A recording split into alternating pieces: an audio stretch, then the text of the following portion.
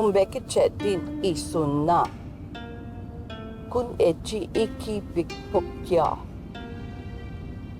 Kasama ko Stella ngayon. Ano ba? Nasaan na ba tayo? Kanina pa tayo nasa biyaya. Ma'am Stella, malapit na po. Pasensya na. Bilisan mo! Kanina ko pa gusto magpahinga. Sa Beijing Airport pa lang, minamigraine na ako.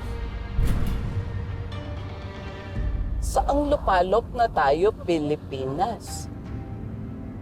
Sobe, sigurado bang tamang lugar to?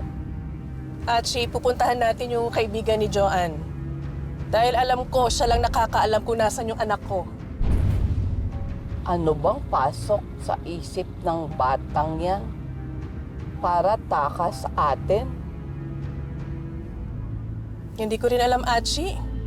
Hindi naman ako nagkulang magpangaral sa batang yan. Di kaya punta paeng? Pakasal sila. Blessing ko ito para sa kasal ng aking apo sa iyong anak, General. Paeng, kwae et sabutsun e pilong tsom e kim kokakuy. Pigilan mo yan. Malaking kahihiyan yan ating pamilya. Malas kayo sa buhay namin!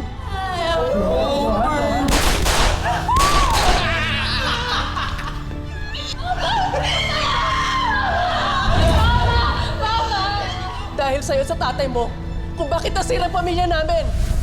Hindi. Hindi ako papayag na makasal si Paeng at Joanne. Unang-una, mahirap lang siya. Ano ipapakain niya sa anak ko? At pamilya niya rin ang dahilan kung bakit namatay ang asawa ko. At kung bakit muntik na maghahasa si Joanne ng mga sindikato. Mahal ko, Joanne. Ayokong pahamak. Achi, lahat gagawin ko. Harangin lang yung kasal nila, Paeng at Joanne. Kahit ikamatay ko pa.